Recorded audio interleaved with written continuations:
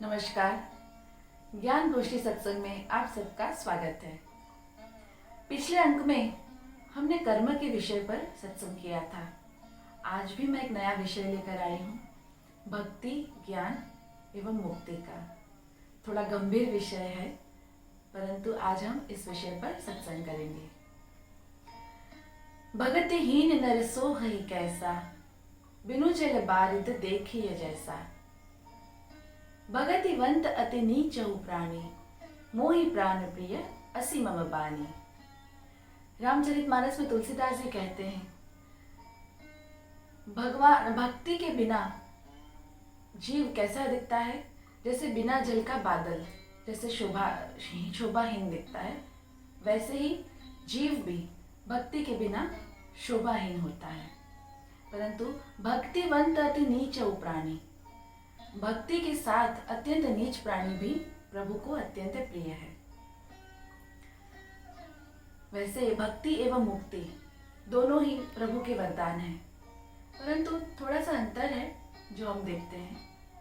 जो जिस भाव से प्रभु की भक्ति करके मुक्ति चाहता है, भगवान उसी भाव से जीव को मुक्ति प्रदान करते हैं। मुक्ति के 4 प्रकार हैं: सालोक्य, सारूप्य, सामीप्य एवं सायुज्य। पहले लेते हैं सालोक्य। सालोक्य अर्थात भगवान के लोक की प्राप्ति होना, जैसे साकेत धाम, वैकुंठ लोक, गोलोक। इसका सुंदर उदाहरण है वृंदावन की गोपियां, जिन्होंने इतनी भक्ति करी भगवान की कि उनको भगवान का लोक प्राप्त हुआ। उन्हें उनकी मुक्ति हुई, भगवान का लोक, गोलोक में उनका निवास हुआ। दूसरी भक्ति है सारूप्य। रामचरितमानस में जटायु जी अत्यंत सुंदर उदाहरण है भगवान की सारूप्य भक्ति का। उनकी मुक्ति हुई तब उन्हें चतुर्भुज विष्णु का स्वरूप प्राप्त हुआ और वे भगवान के धाम गए। तीसरी भक्ति है सामीप्य अर्थात भगवान की निकटता, जैसे भगवान के द्वारपाल होना, भगवान के पार्षद होना आदि। इस प्रकार की मुक्ति सामीप्य मुक्ति कहलाती है। चौथे प्रकार की मुक्ति है सायुज्य अर्थात इस मुक्ति में जीव भगवान से जुड़ी हुई किसी भी वस्तु बनता है, जैसे आयुध, अत्यंत भगवान के निकट रहता है आयुध बनकर, अथवा तो आभूषण के रूप में। यह एक प्रकार की मुक्ति है सायुज्य। तो हमने देखा मुक्ति के 4 प्रकार हैं। भगवान की भक्ति करते करते मनुष्य अपनी इच्छानुसार जिस भाव से उन्होंने मुक्ति की अभिलाषा की है, वैसी मुक्ति भगवान उन्हें प्रदान करते हैं। परंतु कुछ एक उदाहरण जीव के ऐसे भी हैं जिन्हें मुक्ति की अभिलाषा नहीं होती, जो कि केवल भक्ति का वरदान भगवान से प्राप्त करते हैं। उनमें कुछ एक उदाहरण है शबरी जी का, हनुमान जी का।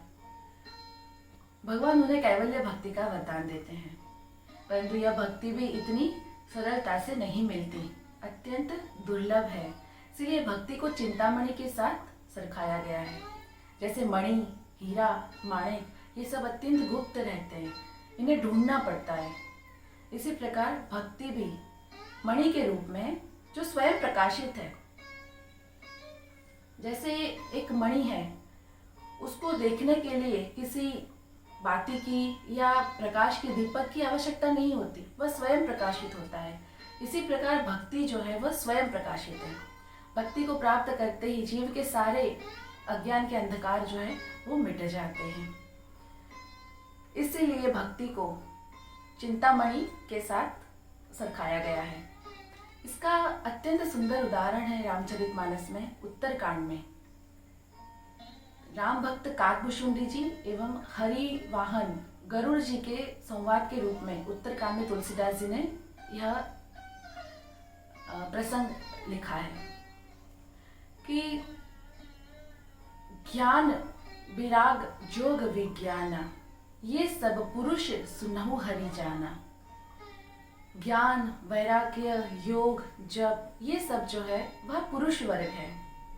भक्ति की तुलना में यह सब तुच्छ है।